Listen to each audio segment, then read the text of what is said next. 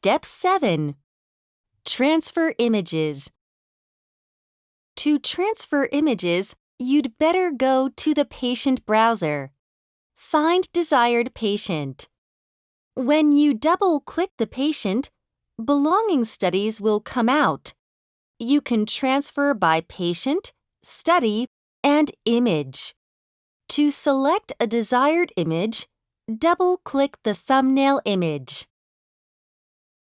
Export, save as, send. Each one has different function. Export. This allows you to back up data. Save as. If you want to save images as JPEG WMV, use Save As.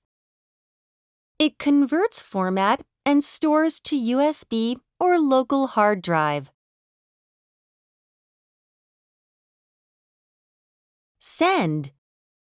This allows you to send data to PACS. Select your PACS server and send.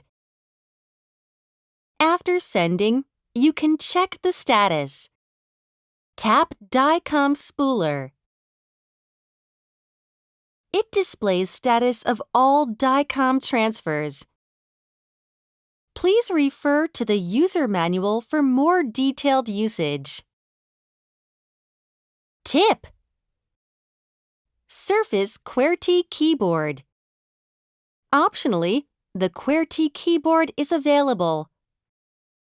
You can control some functions and type text.